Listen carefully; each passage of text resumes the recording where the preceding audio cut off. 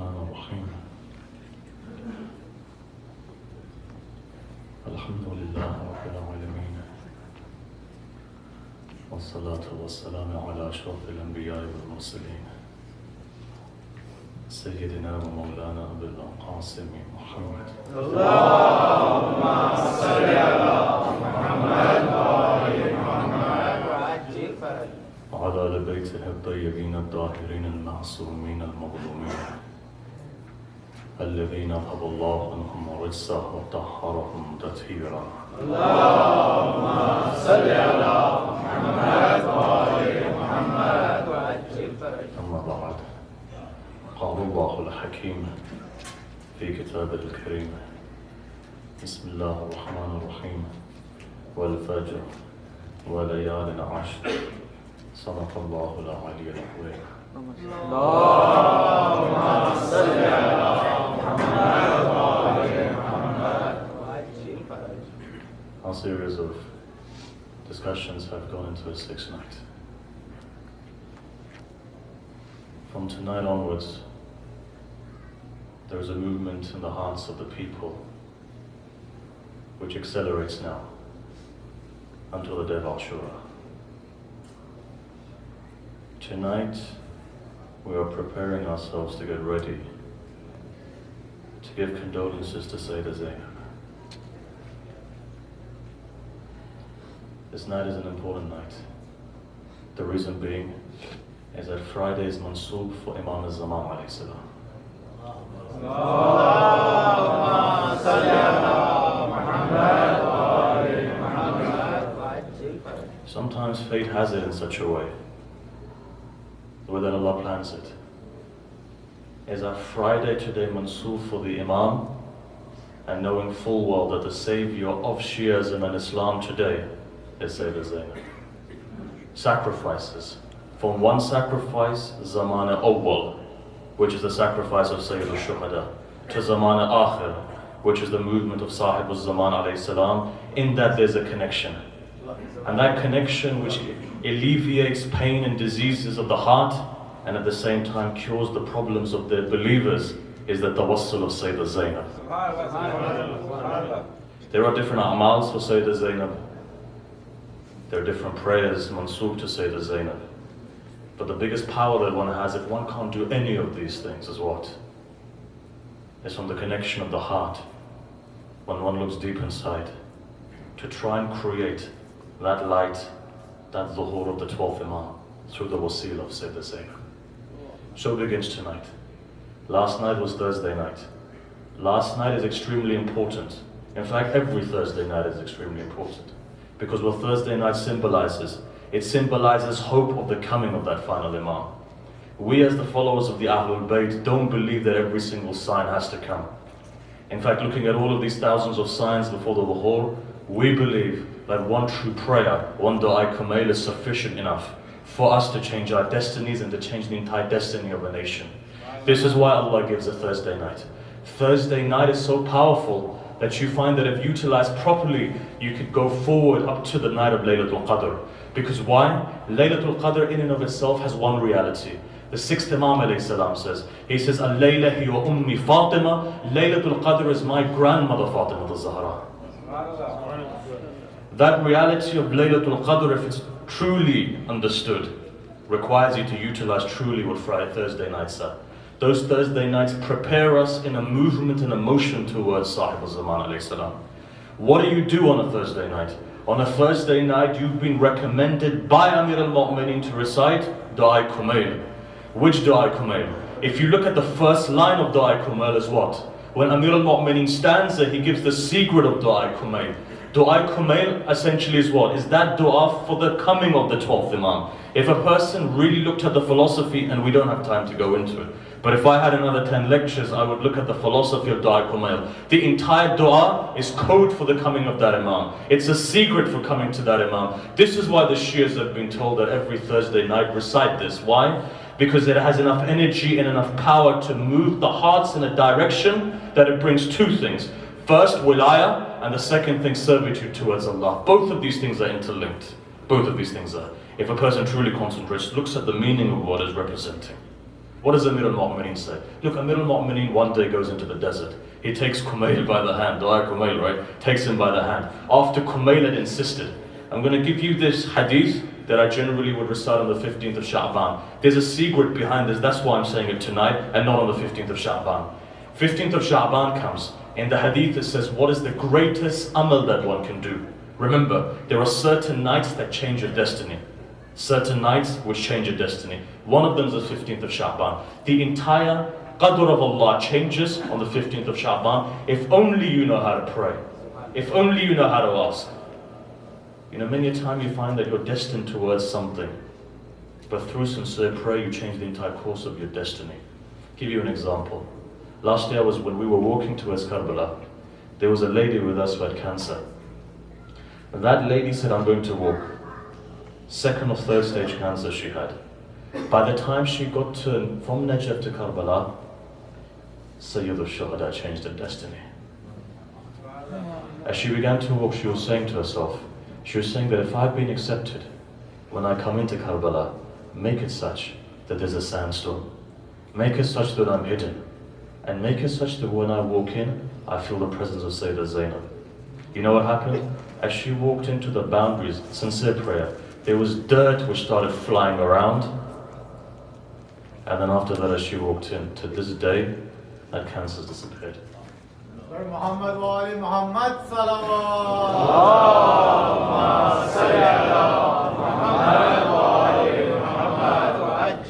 Hussein is that person. Remember what we said 2 nights previously.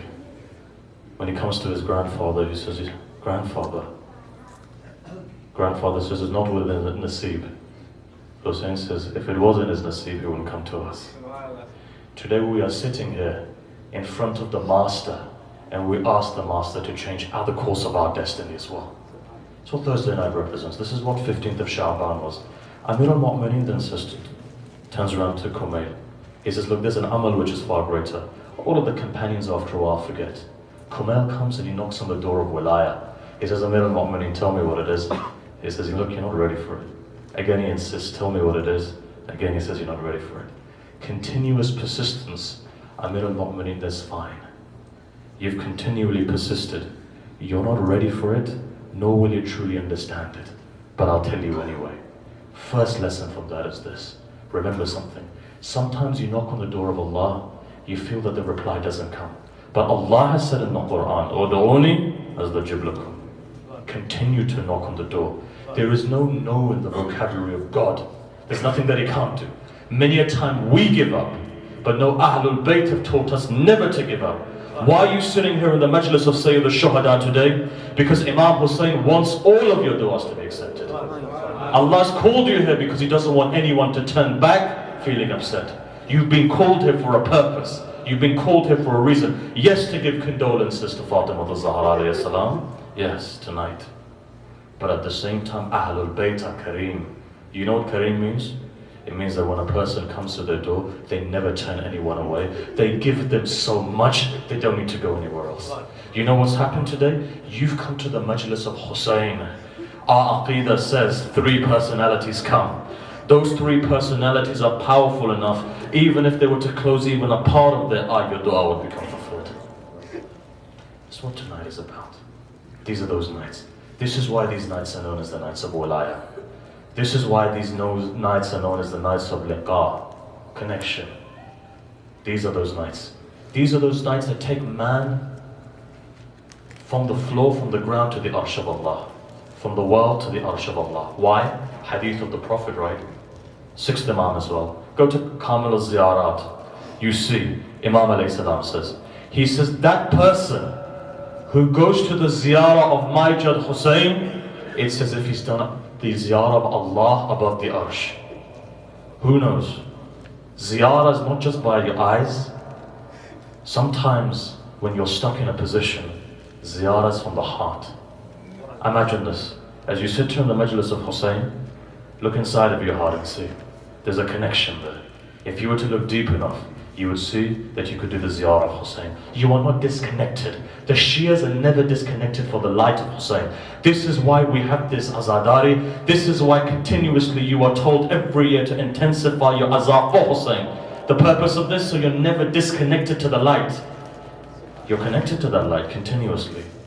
Amir al-Mu'mineen then says to Kumail, this is fine, I'll tell you. Kumail, go and tell Mashia, there's one amal that they can do, there's one amal that you can do. There's a dua that I'm going to teach you. For a person who recites this dua, if he recites it sincerely, all of his sins are wiped out. Look, the secret behind this dua is what? Dhuhr of the Imam. What does dhuhr essentially mean for us? It means the alleviation of all of our problems when the moon of Zahra comes forward in front of us.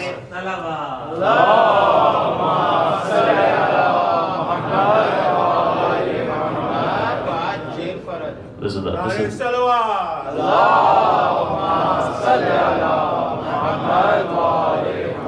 So Amir al-Mu'mineen turns around and he teaches him. He teaches him something which is known as Dua Kumail. If we were to sit down and look at pages of that, right, it takes you 25 minutes to recite it. Now let's say if we broke down line by line, it would literally take me a year to explain it. But what I'm going to do is I'm going to touch one part and then move on, because it connects with yesterday. Remember, we said something. There are two things that helps us for our dua to be answered. There's two ways that we connect to the mercy of Allah. The first one is this, sila raham. It increases our life. A person who doesn't, it decreases their life. And the second thing, we looked at mercy, right? So here I want to start off from this. Thursday night you recite, what do you say? You say, Allahumma inni as'aluka bi rahmatika allati wasa'at kulla shay. Somebody asked, they said, what is this rahmah of Allah that all of creation is covered in? What is the rahmah of Allah? Ulama replied to this, Urafa replied to this. They said this rahmah that Allah talks about, says this rahmah is none other than Sayyidu Shuhada in Karbala. All of creation takes the wasila that takes Allah's rahmah and channels it to all of shay, all of creation, is Sayyidu Shuhada himself. There is nothing in this universe that doesn't come without a wasila. Everything comes with a wasila. You walk because of your feet. You think because of your mind. You learn through these eyes, ears.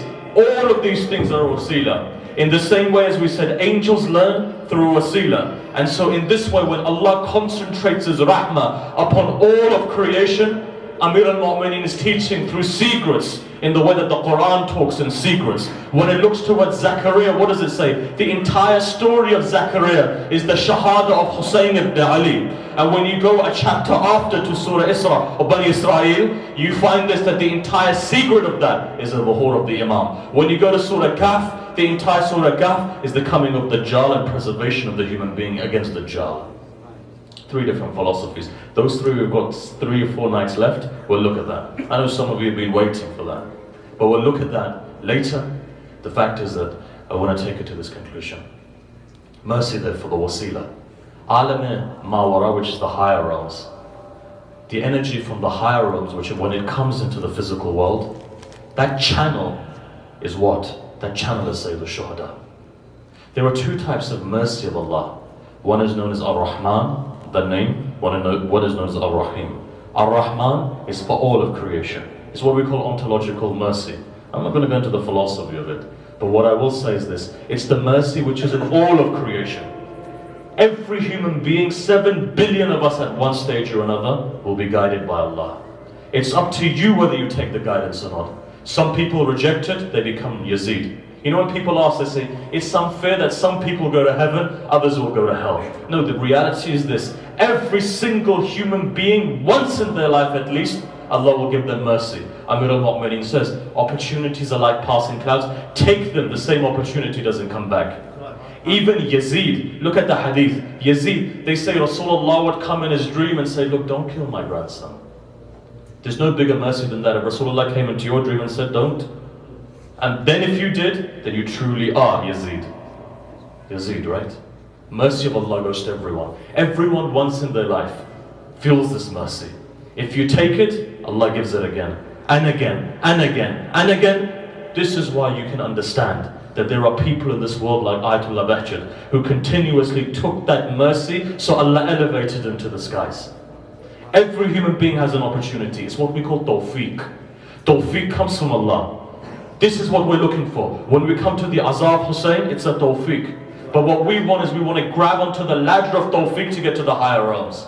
How do we grab onto that ladder? The most important thing for tawfiq to continuously come? Is sincerity. Is sincerity.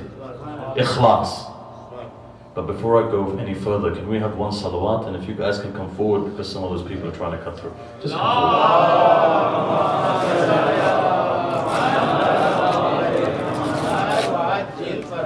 Have one more salawat, please.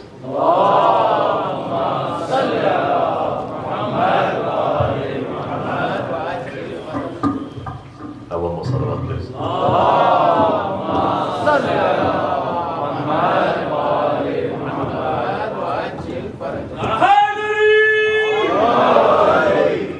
So therefore there are a number of things that we need to discuss. As these nights go on, how can we harness this? How can we use this to the best of our ability so that we can benefit? Tawfiq. This is why you come here.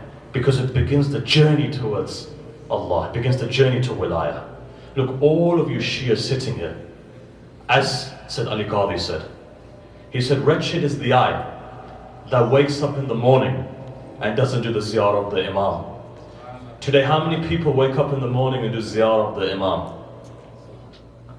If you really want, I can show you people who wake up in the morning and do ziyarah of the Imam. And you know what? They're not scholars. They're normal people like you and me. Some of them may be in their 20s, others may be in their 30s. And you can argue and you can say, were they born in the West? Yes, they were born in the West. They were born in the West. You know what makes them different though? What makes them different is ikhlas. What makes them different is sincerity. What does Sayyid al-Shuhada show in Karbala? He showed sincerity. He showed that he can give everything for the sake of Allah. First thing is sincerity. So let me give you a story.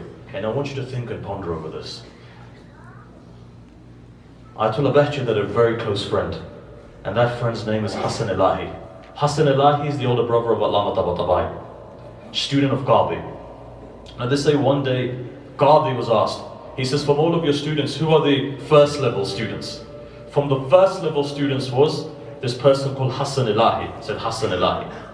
So they say that Hassan Ilahi used to live in Tabriz, Allama Tabatabai used to live in Qum. One day a person, and that person is Ayatollah Hassan Zada Amli, who's alive. He comes to Allama Tabatabai. He says, Sayyid, you don't give me anything. He goes, you hide all of the secrets from me. You don't tell me anything. You don't give me a dhikr, you don't give me a dua. You hide everything from me. He smiles. He said, look, maybe I hide it, but if you go to my brother, you'll find me giving a lot. You'll find him giving a lot. So he says, fine, where am I going to find your brother? He says, go to Tabriz and you'll find my brother. He says, he goes to Tabriz. Ayatollah Hassan Ilahi is sitting there. Ayatollah Hassan Ilahi begins a dialogue with Ayatollah Hassan Zada Amli. Ayatollah Hassan Zada Amli asks him, he says, what are the karamat that you have? He says, one of the things that Allah has given me is that I can call back any soul. I can call back any soul that I want. Therefore you saw, in the 60s and the 70s, Allama Tabatabai, when he was editing the great corpus of literature from Ibn Sina, he puts a line through something and he corrects it. People ask him, they say, why did you correct it for? The last 1,000 years we've been reciting it like this. He says, my brother called back the soul of Ibn Sina and asked him to correct the book, therefore I'm correcting it. That Hassan Ilahi says, when Ayatollah Hassan Zada Amli asks him, he says, look, can you call back all of the souls? He says, I can call back all of them bar 2 souls. He says, 2 of them I can't call back. He says, why? Why is it you can't call back these 2 souls? He replies and he says, the reason I can't is that every time I ask the Muwakkil to call the souls back, the Muwakkil reply, they say, we can't do anything. He says, why? He says, because these 2 souls are with Amir al-Mu'mineen and we can't disturb Amir al-Mu'mineen. Muhammad wa ali Muhammad salawat.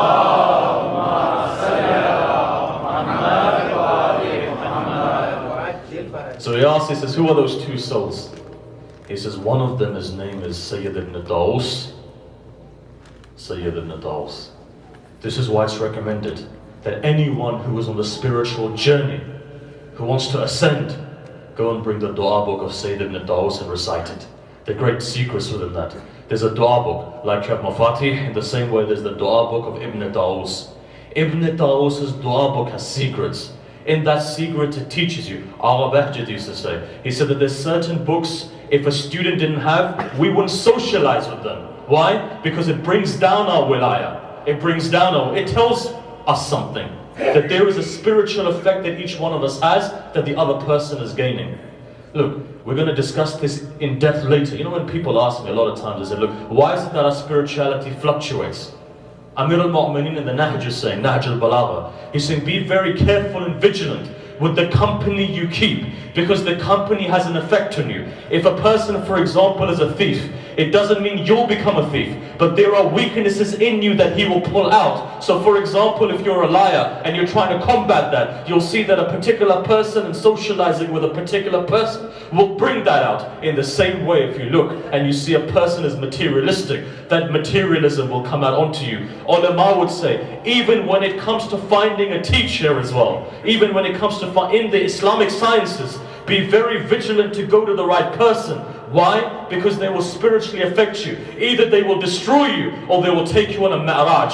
Now you understand why Ayatollah Khoui comes to Ayatollah Qabi. Within 1/2 an hour, he takes Khoui to become Khoui.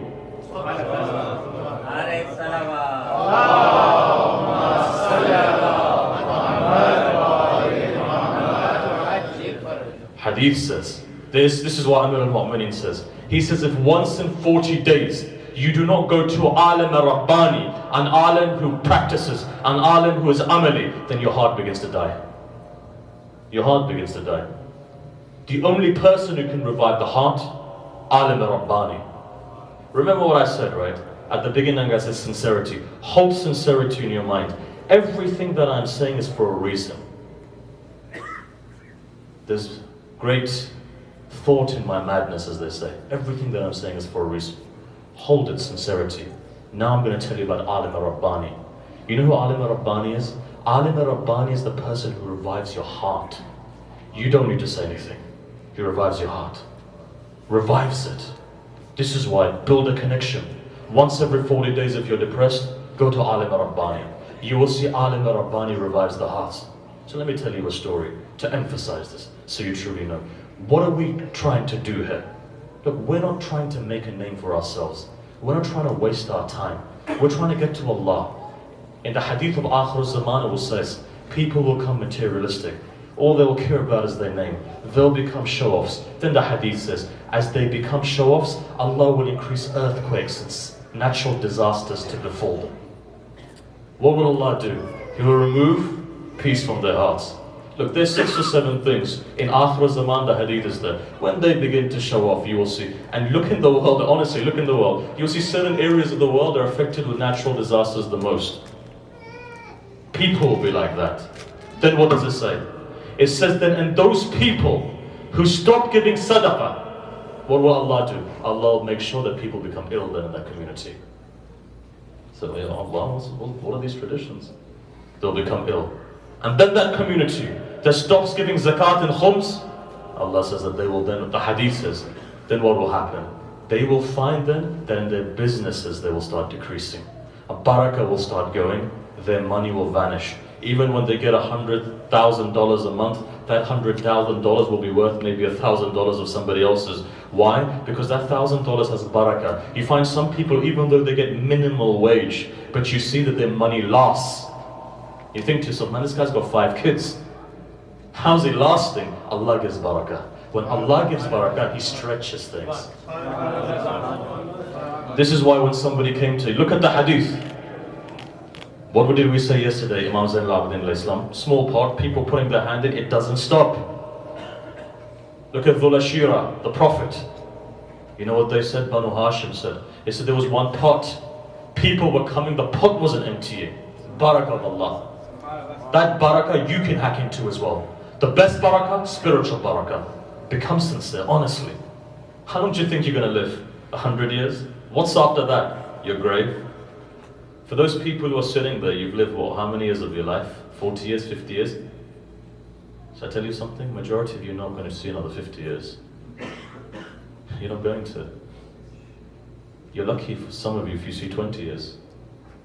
Believe me, there's going to be people in this community in the next decade. You'll see a lot of people disappearing. How long are you going to live for? Not very long. Why don't you do something that the Ahlul Bayt are happy with you? What do they want from you? Sincerity. That's what you need. So let me tell you something. Alim al-Rabbani. revives the hearts. I'll give you a story. There used to be a boy in Qom, right? A couple of years ago. Now this boy was like some of our brothers. He used to be going on, there's a road called Safaya, Qom. And he would be going there, I'm going to be very blatant and blunt as to what he was doing. He was there on a Thursday night, same as our Friday and Saturday night. He was there with his phone because he wanted to get certain numbers. I don't need to go any further, you know exactly what type of person he was. And you find them, you find people like that in the world. But Ahlul Bayt have said, put our love in their heart, you'll see them come back as well. This boy says, right, and this is what, 2007, 2008, it was in front of me too. So he says that, he turns around and he says that I went into the Haram of the Haram of Masim al-Qum. In the mornings, Ayatollah Bahjud would come, he would sit there. And when he would sit there, many of the Urafah said, don't disturb him because his soul has left his body. So there's something which is known as Maut Ikhtiyari. A person, when they get to a level, they can separate their soul from their body. He would sit there and do that, right? So in the mornings at Fajr time, right after Fajr time, he'd be sitting there. Now he's a marja. He's a marja, so there's no doubting the person, right? He's had the largest crowd of people coming to mourn him. You go back and see, there's over 9 million people or something came. People's ribs were breaking. That's how many people came. Allah made him great. He's one of those people who are great. So when he would sit there in the morning, it says that this young man came. He says, look, you know, I might as well pray Fajr, right? So he prayed Fajr. And he was there with his blonde turf and his skinny jeans, and he comes forward and he says, I want to kiss the hand of Ayatollah Bahjud today. So as he goes forward, he says, something inside of me made me want to kiss his hand. When I bent down to kiss it, Ayatollah Bahjud pulls his hand away. And he looks at me in the eye. He said, that look was so powerful, I was shaken, I stepped back. I said, man, this guy looks scary, you know, he looks upset with me. He looked him in the eye. This person says, I walked away. He says, I didn't realize what had happened. When I walked away, Dhuhr came, I prayed. Asr came, I prayed. Maghrib came, I prayed. Isha came, I prayed. Next day came, Tahajjud. Next day came, I stopped going out. A week later, my friend said to me, why have you changed for? He said, I sat back and I thought, hang on a minute, I've changed as a person. I've changed as a person. I've moved away from sin. So they asked him, what was it? He says, I don't know. But when Bahjud looked at me, it created a revolution in my heart that changed me. This is Alim Rabbani. This is why it's important. Now let me take it a step further. Let me tell you something so that you truly realize what Ahlul Bayt are. Somebody comes to Amir al-Mu'mineen and they ask him, who's greater, Salman or Abbas? Amir al-Mu'mineen looks up and he replies. He says, if my son Abbas was to look at the world, he would make the world into Salman.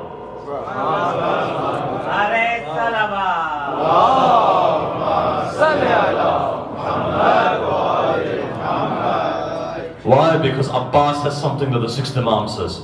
He says, my uncle Abbas has Nafidul Basira, piercing vision. When he looks at somebody, he can change them. You know who Abbas is? Abbas is that person. Not Hussein. Hussein is far loftier.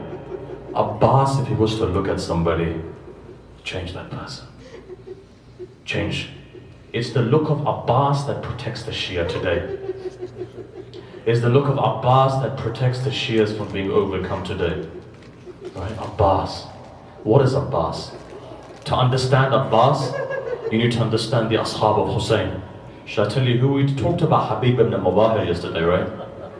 I'm going to mention one thing about Habib. One thing about Habib, and that I'm guaranteeing you. When you go to Karbala this year, when you go to Arbain, when you get to the shrine of Habib ibn Mubahir, it will change your life. You've not seen Habib in this light, and I can look around and I can see that you've not seen Habib in this light. But I'm going to give you a hadith so that you can realize who Habib is. Habib is that person. Habib is that person who would stand next to the water, Furat, and as it moved, he would say, news has come in that Muawiyah has died. People would ask him, how do you know? He said, because Ali taught me the knowledge of Manaya wal Balaya. He says, I can see and I can tell you the future.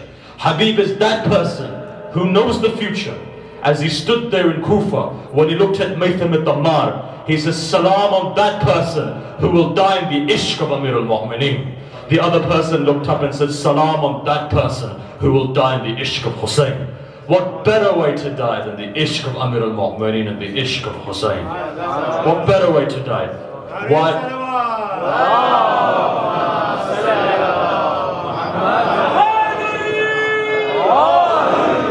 This is why when you stand in front of Amir al-Mu'mineen, when you go to Arba and say, Mawla, look at your servants. Even when ISIS were killing them, they still didn't stop saying, Ya Ali. There was a story, there was a young man. They captured him and they said, revoke yourself from Amir al-Mu'mineen. You know what he said? He said, Ya Ali. They stabbed him, he said, Ya Ali. They stabbed him again, he continued to say it. His entire body was covered in knives. And he was smiling when he died. My heart tells me that his master came. Ashik of Amir al-Mu'mineen as such, they don't leave until their master doesn't come and embrace them. Don't you want your master to embrace you? Look at it then and say, Habib ibn Mawahir. You know who Habib is? Understand Habib. Said Ali Qadhi, we mentioned it 2-3 times, right? Teacher of Ayatollah Bahjat. You know his father, said Ali Qadhi's father, couldn't have any children. You know what he did? One day he goes to Karbala. As he walks in, he puts his head on the ground, rubs his head on the ground. Shias, next time you go for the ziyarah of Hussein, understand who you're going in front of. When Habib used to go to the door of Hussein, he would put his head down and put the dirt on his head. Next time you go, understand the protocol. If you want something from the Ahlul Bayt, you have to give the protocol to the Ahlul Bayt. Ayatollah Bahjat says, he says that if tears don't come in your eyes and you're standing in front of the shrine of Hussein, that means Hussein has not given you the permission to go inside. Can you believe that? Allah Bahjat said. He said that if your tears don't come into your eyes, then Hussein hasn't given you ijazah to go in. When the tears come, then the ijazah comes. Then the ijazah comes. Some people always say to me, they say, look, when we get to the shrine, sometimes our tears are not coming out. What do? We've been crying on the 1st of Muharram, and the 2nd, and the 3rd, and the 4th, up to the 9th. Ashura, Qadameh we cried, Najaf we cried, Samar we cried, Abu Fadl Abbas we cried. But as soon as we got to Hussein, our tears stopped. People ask us, what do we say? At that moment, you know what you need to say? Look towards Medina and say, Fatima to Zahra, all my life I've been going to the majlis of your Hussein. Today make me successful in the ziyarah of Hussein ibn Ali. You'll see your tears will come. You'll see your tears will come. Success. Said Ali Qadhi's father rubs his head on the ground. As he walks in, he goes to the shrine of Habib ibn Mawahir. He grabs the shrine. He says, Habib, I don't want to trouble my Mawla today because he's far greater. He's far greater. I don't want to trouble him. Habib, give me a son who will be a hujjat of the ilm of Ali Muhammad over the world, that every scholar that comes will be a student. Habib ibn Mawahir says to him, he says to him, I've given it to you. Hussein is more loftier than that. I've given it to you. 9 months later, a child comes into the world. He calls him Sayyid Ali Qadhi. Every single marja through a wasila is the student today of Qadhi. Understand, if Habib ibn Mawahir is like that, how did Habib become Habib? Because he grabbed the Abba of Abu Fadl Abbas, and Abbas looked at him and made him into Habib ibn Mawahir. Alim Rabbani. First thing, Alim Rabbani. Go to the Alim. Today, you're sitting in the majlis of Hussein. Don't feel despair. People said, they said, look, give us a dua, we're in despair. Our business is about to collapse, this is about to happen, that is about to happen. Calm, relax. Why? Because now you're sitting in front of that person. That person is with you who doesn't turn anyone away. When that person looks at you, your 7 generations. Why are you Azadar today? Why are you coming to this majlis today? Shall I tell you why? Because your ancestors put that wilaya in your blood. Yesterday I said, right, remember your mothers. Your mothers would take you even when they were ill to the majlis of Hussein, even when they were hungry to the majlis of Hussein, even when it was dark to the majlis of Hussein. They would take you and they would sit you there, and they made sure that this love goes inside of your heart. It's that love. It's your mothers, it's your parents, it's your ancestors. So today when you sit in the majlis, if at any point you remember them, dedicate 2 tears towards them. This is Hussein. First thing, as we said, sincerity. Alim Rabbani, sincerity. What is sincerity? Let me give you a story to emphasize sincerity. I'm only going to touch 2 points today and that's it. We touched 2 points yesterday, I'm going to touch 2 points today. One of them is sincerity. Let me give you a story. Muqaddasi Ardabili, right? Remember we mentioned. So there's 2 people's souls I can't bring back. One is Ibn Tawus, one is Muqaddasi Ardabili. Why? Because both of them are sitting with Amir al-Mu'mineen. Ask yourself the question, how did Muqaddas become Muqaddas al-Dabili?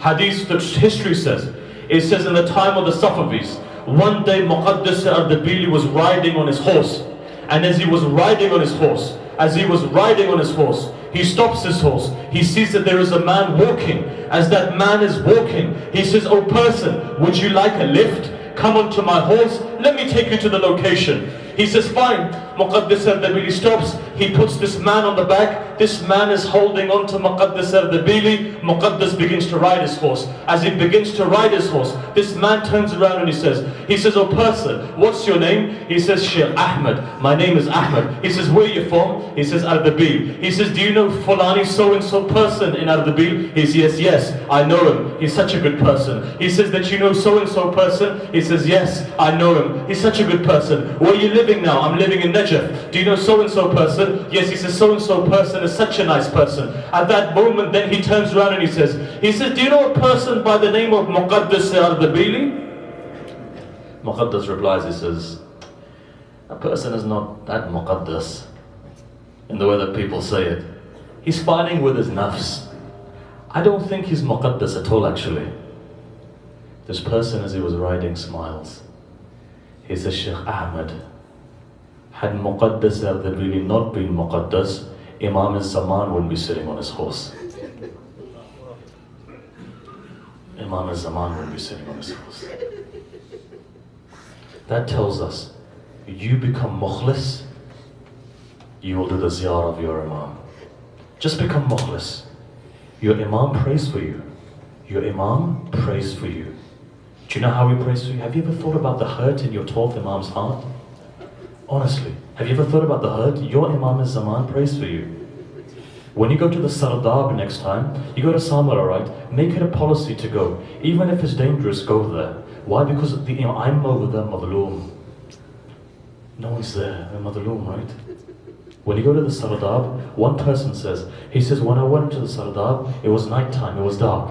When I went in, I saw a man in sajda. Noor was coming from that man. As he was in sajda, he was crying. You know what he was saying when he was crying? You know what he was saying? I'll tell you. He was saying this. He was saying, "Allah, forgive my Shia. Allah, forgive my Shia." And then he was making excuses for us. He started to make excuses. You know what he's saying to Allah? He says, "Allah, maybe they think that because we'll intercede for them, it's okay to sin. Allah, at least they have faith in us. Forgive them, because I forgive them." Your Imam prays for you. He tries to make excuses for you in front of Allah. At least now have shame. At least now change yourself. Now have shame. Little bit of shame. Change yourself. Why? If your Imam is crying blood, you know your Imam is alone, ghareeb. There's no ahl to him. Imagine this, when he wakes up in the morning and cries blood, who's there to comfort him? Who's there to hug him? Who's there to hold him? Yesterday when you were crying, afterwards as you were crying, there were brothers who were hugging one another, weren't there? Imagine what happens when the Mahdi cries. There's no one there to hug him. You know what one Arif said? He said that the Mahdi gets up. He goes to different places. He says when the Mahdi walks into Kufa, when he sees the bazaar, he takes his hands and he covers the ground. Somebody asked him, they said, Mawla, why do you cover the ground? He says, because I can see the footprints of my Aunt Zainab there. I can see the footprints of my Aunt Zainab there. Ghayra of who, Sahib al-Zaman? His ghayra can't take it, that the world even sees the footsteps of his aunt. But you know what? This Arif said, he said that I saw something that destroyed me. I said, what was it? You know what he replied? Honestly, I don't know if you can take it. I'm not even starting the Masai, but I want to give you this. I want to understand the heart of your Imam. He says, I saw when it was empty that the Mahdi walks to the shrine of a 4-year-old girl. He sits down on the shrine, next to the shrine. You know what this man said? He said the Mahdi began to sing as if he would recite a lullaby in the way that Hussein would quieten his Sakina down. In the way that he would quieten her when she was upset. Why? Because Sakina misses her father, Hussein. She's far away from Hussein. Now look at your heart and see. How much pain have you given your Imam? How much pain have you given your Imam? Become mukhlis, become sincere. Here Muqaddas al-Dabili then says, do you know how Muqaddas became Muqaddas? I'm going to give you one story, then I'll move on to the second point. Muqaddas becomes Muqaddas like this. When he was younger, and he was in Najaf. In Najaf, it was the time of poverty. Ulama were poor. They only ate once a day. Muqaddas al-Dabili had a friend. Both of them decided they made an oath that we will not ever display our hunger in front of anybody. Both of them, as days went by, people would say to them, you're looking slimmer, you're looking slimmer, you're looking slimmer. They were looking slimmer, but they didn't complain. They didn't complain. This is what the hadith says. It says that if you want to give your money to somebody, 6th Imam alayhi salam says, he says on a Friday, Imam would give more sadaqah. Every day he would give sadaqah. You give sadaqah every day. It's the sunnah of the Imam. Every day give it. Why? Because the hadith says, when a nation stops giving sadaqah, you will see diseases will infect their communities. Diseases. So give sadaqah. Then he says that the 6th Imam on a Friday would give even more sadaqah. Would give even more sadaqah. And then after that what? Then if the Imam would see that there was an alim there and a non-alim, he would give money to that alim. Educate a child. What do you know? This is why a lot of times, I'm going to give you a secret today. If you want to make sure that any trial and tribulation that befalls your life, Allah removes it, sponsor an orphan. In Najaf there are a lot of orphans today. Your $30 goes a long way. Even if you're in school, even if you're in college, even if you're in university, just make a direct debit. Give $30 to an orphan. Why? Rasulullah says on the day of judgment, you'll be like this to me. There are 7 criterias, is what I call the 7 keys of heaven. I narrated it last year, so I'm not going to narrate it this year. You can go online, you can see it is there. 7 keys. If anybody has these 7 keys, you'll see they'll accelerate to heaven. Nothing will stop them. One of them is this. Make sure that the orphan is taken care of. Make sure. Make sure the orphan is taken care of. Make sure. Right? So let's move on. Here it says Muqaddas al-Dabili. Muqaddas al-Dabili, both of them have said, we will not show that we're poor. Not show that we're poor. One day, a person comes to his friend and he gives him 20 dirhams. It was a lot of money in those days. He says, take it. He goes back. That night when Muqaddas al-Dabili comes, he has a fight with his friend. He says, listen, I told you not to say that we're poor. We don't have any money. Where did these 20 dirhams come from? He says, listen, I didn't say anything. A person came up to me and said, look, you're looking quite skinny. You're looking hungry. He gave me the money. 10 dirhams, 10 dirhams.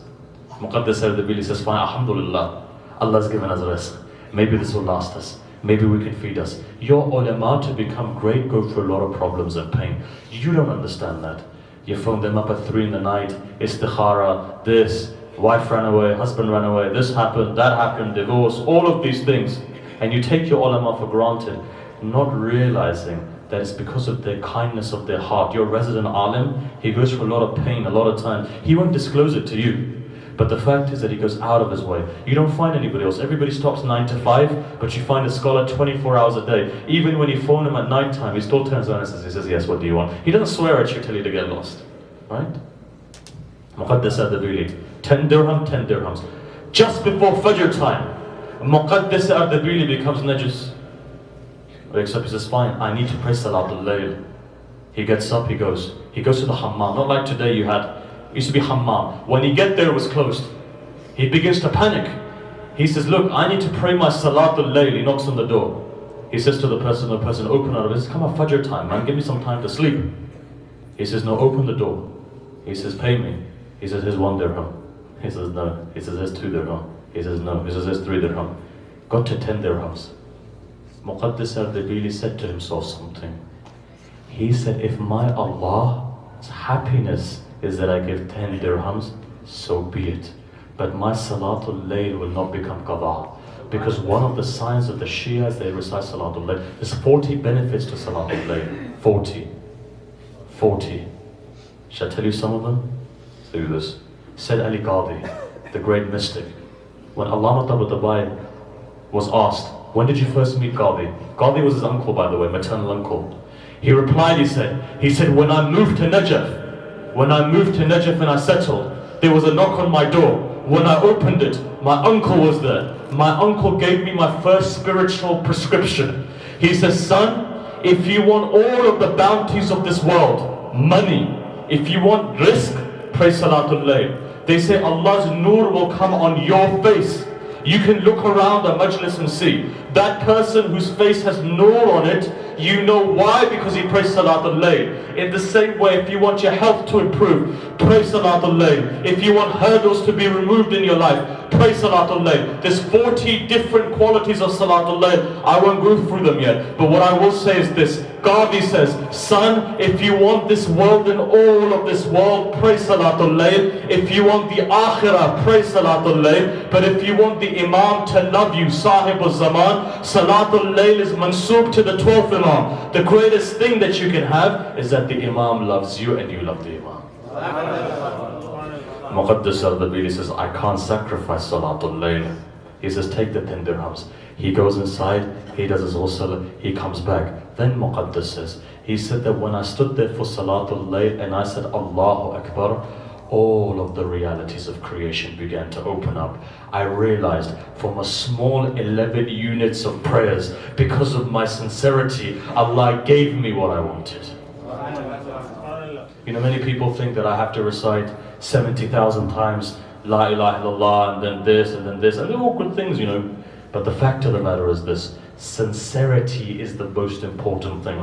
Quality sometimes is better than quantity. Sincerity. First thing, therefore, sincerity. Shall I tell you another story of Muqaddas? Because the reason being is this: many people have come to me and said, look, we're upset, we've got issues, we've got this, we've got that, help us. What is the fastest way of removal of difficulty? Here where Muqaddas Ardabili says, whenever Muqaddas had a problem, now listen to it, you've heard this before, but I want you to listen to it carefully. Listen to this carefully. When Muqaddas Ardabili ever had a problem, he would go to the haram of the Imam at night time. He would say, Assalamu alayka, Ya Amir al-Mu'mineen. The doors would open, Muqaddas would go inside. He would ask the question, the answer would come, he would go outside. Is this still possible? Yes, it's possible. Ayatollah Shaheed Baqir al-Sadr. I've heard directly from my teacher who was there, who saw it happen. He says, one night I had a dream. That dream was this, that Amir al-Mu'mineen comes to me and he says to me, tell my son, Baqir al-Sadr, that it's been 3 days. He hasn't come to the haram to take lessons from me. I went to the door thinking, what is this? I knocked on the door. I said, Baqir al-Sadr, say it. Amir al-Mu'mineen came into my dream and said, 3 days you've not been to the haram. He looks up and he says in embarrassment, Amir al-Mu'mineen is right. 3 days I've had housework and therefore I haven't been able to come to the haram. Some of our ulama like that. When was Baqir al-Sadr Shaheed? 1978, 79? It's not that long ago. There are still people like that. Muqaddas Ardabili goes, one night when he has a big problem, He goes to the haram of the Imam. As he walks in, a voice comes from the grave of the Imam. The voice is this. The voice was, "Don't you believe in the imamat of my son the Mahdi?" He says, "Mawla, I do." He says, "So when you have a problem, why don't you go and ask him?" He says, "Mawla, where am I going to find him?" He said, "Go to Sahla, you'll find him." Muqaddas writes, he comes to Masjid al-Sahla, under the pillar, who was sitting there? Hujjat ibn al-Hasan, with his head down. As Muqaddas goes, he sees that the Imam had tears in his eyes. Muqaddas forgot about himself, then he forgot about his question. He looks up and he says, "Mullah, just answer me this. Why have you got tears in your eyes for?" You know what he replies? He says something strange. He says, "Muqaddas, tell me, why is it that when my Shias have problems, they don't come and ask me? Why is it that when my Shias are in problems, they don't ask me for help?" Muqaddas al-Dabili replies, he says, "Mawla, because you're in Ghaiba, how can the Shias find you?" You know what the Imam replies? He says, "Muqaddas, tell my Shia, when they call me, they don't need to find me, I'll find them."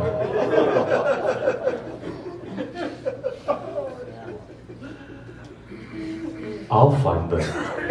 Have you ever tried to call your Imam? Call him tonight. But before you call him, say, "Mawla, your aunt was Mazluma.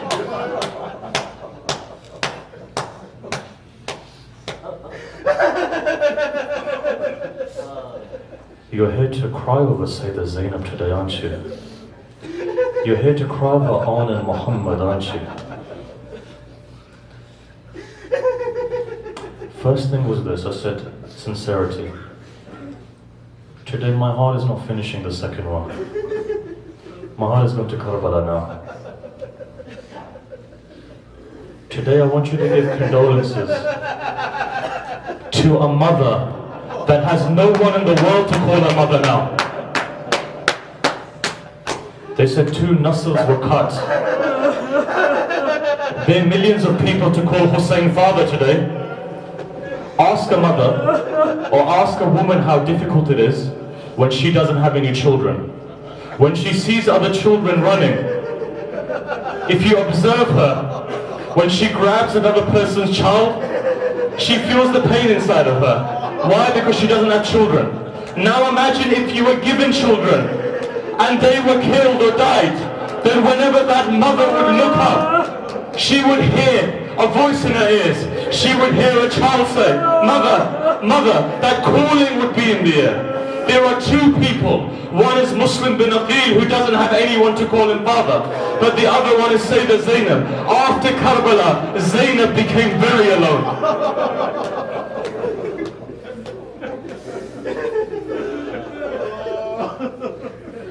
Today, therefore, give condolences to Zainab.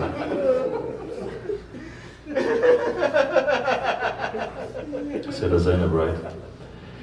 You know who Zainab was? Today give your condolences to Amir al-Mu'mineen. You know why? Because he loved his Zainab a lot. Shall I give you the hadith? I'm going to go slowly today, give you the hadith. Whenever you feel like your heart is breaking, do tawassul. There are 3 daughters in the world, right? In Ahlul Bayt, who their fathers loved a lot, and they loved their fathers. 3 parallel stories. You know who one of them is? Let me give you the story who one of them is. There was a 5-year-old girl waiting on the door for her father to come back. It says her father was in Taif. They stoned him on the head to toe he was bleeding. As he comes back, in his heart he was saying to himself, "Khadija has died, my daughter is small. If she sees me like this, what is going to go in the heart of my daughter? My daughter is a yatima. My daughter is a yatima." Hadith says this, Zahra is waiting on the door. She's waiting for her father to come back. She knows her father's heart. She sees in the distance. She sees her father is coming. coming. Her father begins to walk. She sees the blood there. What is going on that father's head? She says a small girl comes running. She puts her small arms around the knees of Rasulullah. She says, Father, come down. What does she do? She removes the tears from the eyes of her father. She removes the blood from the face of her father. She says, Father, don't worry. If my mother isn't here, Zahra is here for you.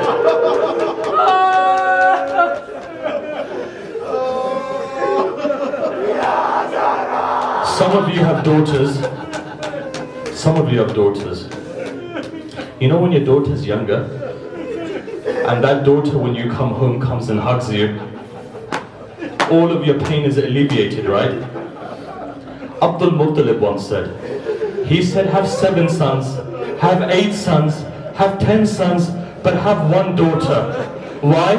Because when you die, that daughter will remember you. Your sons will divide your inheritance. Your wives will marry again. But your daughters will be the ones that for all of their life they'll remember.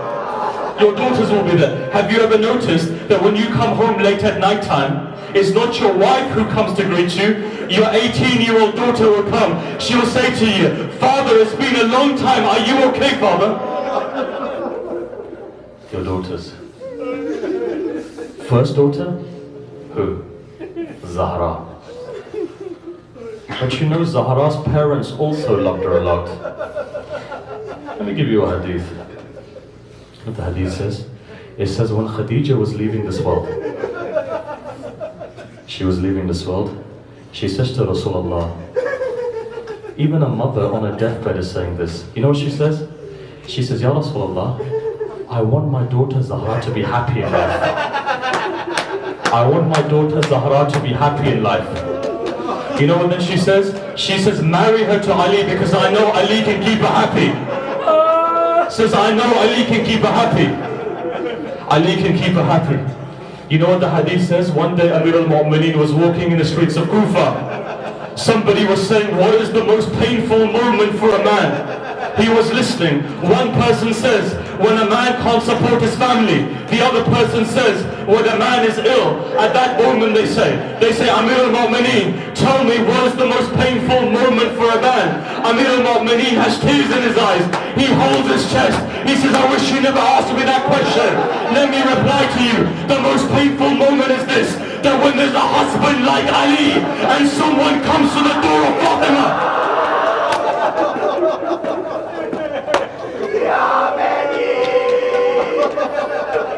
here Khadija says, she smiles, she says, I've taken a lot of pain, her feet were blistered, her wealth was gone, she was hungry, she was thirsty, because Quraysh had banished her, but she smiles and she says, Rasulullah, show me, how happy is my daughter going to be after I die? Rasulullah lifts 2 fingers, he says, Khadija, look how happy your daughter's going to be. Khadija looks up and she says, Rasulullah, why have all of your companions gathered around the mosque? Rasulullah, tell me, who's sitting on your mimbar? Rasulullah, tell me, who is that woman standing there? She looks like a Madluma. She has 1 hand on her back. Rasulullah, tell me, why is she holding her back for? Rasulullah, tell me, why is she holding her head for? Rasulullah, tell me, why is her eye bruised? Rasulullah, tell me, why is her face bleeding? Rasulullah, tell me, why is her hand down for? Rasulullah says, look carefully. She looks, she says, I don't recognize this lady. She's very hurt, Rasulullah. Rasulullah says, this is your daughter, Zahra.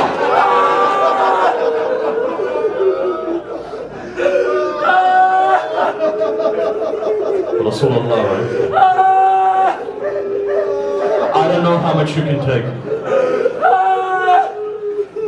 Was I not scared that somebody may pass out? I would recite something else. Zainab, right? You are here to cry for Zainab. Before I go on to Own and Muhammad, look, I know you can't take it. I'm going to give you one hadith though. And then I'll move on to Own and Muhammad. So you understand Zainab.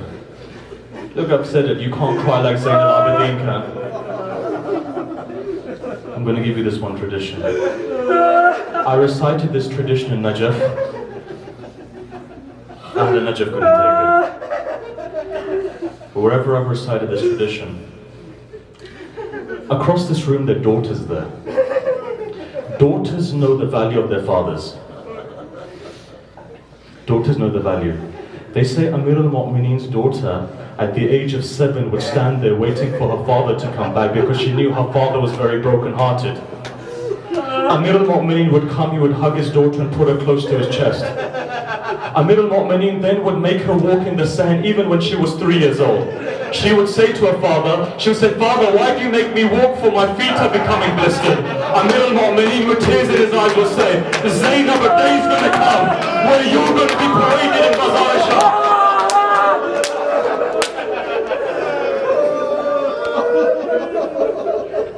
I'm going to skip a lot of it. I'm going to come to one hadith. And forgive me for reciting this tradition. Daughters, listen to this tradition. Listen to this tradition. It says when Amir al-Mu'mineen was leaving this world, when he was leaving this world, when Imam Hassan comes to him, he begins to cry. Amir al-Mu'mineen says, "Son Hassan, don't cry. This time will pass." What is Zainab going to say if she sees you cry? Hussein begins to cry. Hussein, don't cry. What is Zainab going to say? It says that when Zainab came and she began to cry, Amir al-Mu'mineen began to cry. As Amir al-Mu'mineen was crying, he whispered something into Zainab's ear, and then he put his head on Zainab's shoulder. Why? Because it was his daughter. At that moment, Amir al-Mu'mineen said something and whispered something. I looked everywhere in the hadith to see what did Amir al-Mu'mineen say to Zainab. I asked one Ayatollah, I said, what did Zainab say to Amir al-Mu'mineen? What did Amir al-Mu'mineen say? He began to cry so much, he nearly passed out. He said, Amir al-Mu'mineen said this. Let me tell you the story. He said this, when Zainab came to Bazar al-Sham, she sat down on Bazar al-Sham and she wouldn't move forward. They say Shimmer came, he hit Zainab on the head. Zainab wouldn't go forward. Says, Khuli comes, he whips Zainab on the back. Zainab doesn't go forward. Says, Umar ibn Sa'd comes, he tries to push Zainab. Zainab doesn't go forward. Imam Sajjad comes forward. He says, Aunt, tell me, why don't you go inside? He becomes startled. A daughter's heart, only a daughter can say this. Zainab looks up, she says, Sajjad, when my father was dying, he says a day will come that Zainab, you'll be paraded in Bazar al-Sham. Zainab, don't be scared then. Zainab, don't be scared. Zainab, I'll come from Najaf. I'll take you by the hand and I'll take you into the bazaar. She says, Sajjad, I'm waiting for my father to come so he can take me by the hand and take me in. I don't know what history said. All of a sudden, Anur's daughter stands up and she says, Assalamu alaikum, Ya Amir al-Mu'mineen, and she walks into the...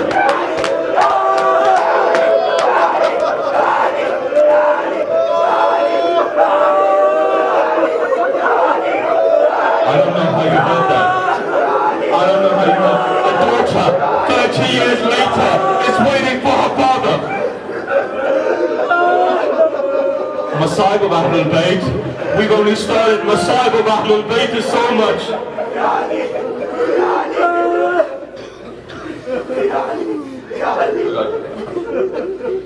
9th of Muharram comes. 9th of Muharram. Ask for your hajjah. 9th of Muharram comes. 9th of Muharram. Ask Allah. Heavens are open today. For the sake of Zahra, everyone's dua be answered today. Pray for one another. Says on the 9th night of Muharram, Hussein ibn Ali standing there alone. As he stands there alone, he walks from tent to tent. When he goes to one tent, he hears, what does he hear? He hears something strange. He hears a mother talking to 2 children, and at that moment she's saying, my sons An and Muhammad, you are the grandsons of Ja'far al-Tayyar and Haydar al-Qarrar. Tomorrow there's going to be a battle, son. Both of you go into the battlefield. I know that both of you are going to get to Umar ibn Sa'd. You're going to be successful. But son, just remember one thing. If you get to the river Euphrates, which you will, and I know you'll be thirsty, son, but sons, remember that Sakina is thirsty, so don't drink anything from there. Otherwise, on the day of judgment, I'm not going to forgive you. Hussein starts to cry. Hussein begins to cry. In the tradition it says, the day of Ashura comes. I'm skipping along, I'm coming to it. It says the day of Ashura comes. One person goes, he sacrifices. Second person goes, he sacrifices. Third person goes, he sacrifices. All in Muhammad is sitting there. Zainab looks towards them in anger. She says, sons, why hasn't your body come back? Why haven't you got it? He says, because uncle doesn't give us permission. Uncle doesn't give us permission. Zainab goes forward. She says something. She says, brother, send my 2 sons into the battlefield. Send my 2 sons into the battlefield. All in Muhammad, you know what the hadith says? It says, Zainab, fine, you're asking me, I'll send them. It says there were 2 small children. It says Abbas comes forward, Hussein comes forward. Hussein grabs one of them because they're so small, puts them on top of the horse. He says Abbas grabs one of them and he puts them on top of the horse. As he puts them on the top of the horse, both of the horses begin to attack. Both of them go, one goes into one direction, one goes in the other direction. Both of them come into the middle of the army. Umar Assad says, he says they're not normal children. They're the children of Haydar al-Qarrar. Go and kill them. All of you attack them. All of you attack them. In the hadith it says, one of them comes with a sword. He hits one. The other one comes with a spear. He hits the other. Both of them begin to fall. They were so small. When both of them hit, both of them say, Uncle come because we've fallen. They say Hussein like a lion begins to attack. Abbas like a lion begins to come. Both of them come forward. As they come forward, the smaller one Hussein comes to. As he comes there, he lifts Arn's head. He looks towards Arn. Arn just says one thing. He says, Uncle, tell my mother I didn't drink any water. He said, I didn't drink any water. I didn't drink. He grabs both of the bodies. He brings them in. He puts them in the tent. He says, oh, women of Banu Hashim, come and give me condolences. All of the women come, but there's one lady who's not there. And what Hussein says, he says, come and give you condolences. Zainab gets up. She sits in between 2 sons. She puts her hands on the chest of their sons. She says, sons, which one am I going to sacrifice for the sake of Hussein? After that, hadith says, Zainab doesn't look at her sons again. 11th of Muharram comes. Every woman goes to give condolences to the body of their sons. Zainab gets up. She goes to the body of Hussein. She goes to the body of Abbas. She goes to the body of Ali Akbar. She goes to the body of Qasim. But the hadith says this. 2 small bodies are in the corner. As Zainab walks past, a mother's heart, right? Zainab closes her eyes. She closes her eyes. She takes back her tears. She whispers something. She says, Arn and Muhammad, Al-Wida, I'm going. She walks. She doesn't look at the body though. As she goes to Kufa, she comes to Sham. As she comes to Sham, all of the heads come now. It says the final day comes. In the hadith it says, a 6-month-old baby's head comes. Rabab goes, takes the head. It says Ali Akbar's head comes. One by one each head comes. Finally, 2 small heads are there in the corner. Zainab is grabbing Abbas's head. Zainab is grabbing Hussein's head. 2 small heads are there. Yazid's army says, where's the mother of these 2 children? As she died. Fizza looks up, says, this woman hasn't died yet. Woman hasn't died. The Qafla, the Hamla then goes. Where does it go? It goes to Karbala. Arba'een day comes. Zainab chucks herself on the body of Imam Hussein, the grave of Imam Hussein. They say again, 2 graves are there. 2 graves are there. Give your condolences to Zainab today. She really felt that her children. You know what the tradition says? It says that as Zainab starts walking past all of the graves, she gives condolences on all of them, but she doesn't go to 2 graves. Mother's heart was such, she closes her eyes again, she holds back the tears. She says, Arn and Muhammad Al-Wida, I'm not going to see you again. Caravan goes back. Where does it go to? Caravan goes back to Medina. They say Zainab didn't cry on the day of Ashura for Arn and Muhammad. Zainab didn't cry when they got to Kufa and Sham. Zainab didn't cry in Karbala. They say as Zainab goes, she goes to the grave of the Prophet. She looks towards the grave. She says, grandfather, your Hussein was killed. Your Hussein was killed. She gets up again. She goes to the grave of her mother. She takes the shirt of Hussein.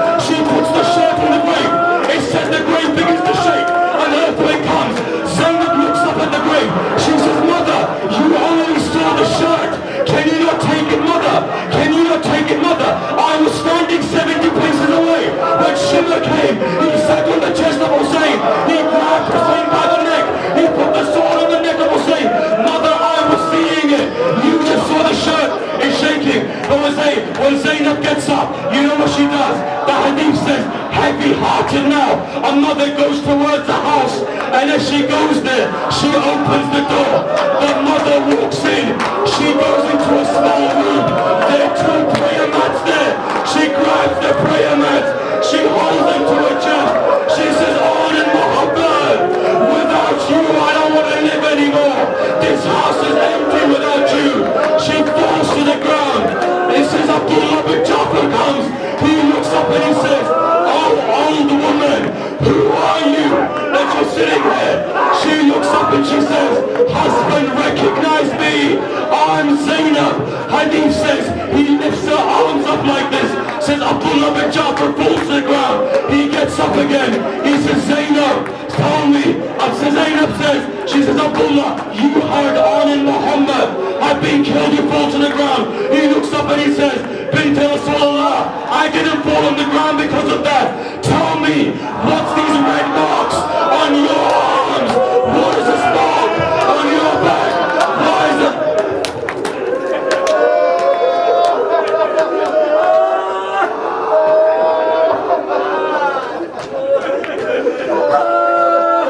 For the sake of Muhammad and Ali Muhammad, and may Allah accept our worship today.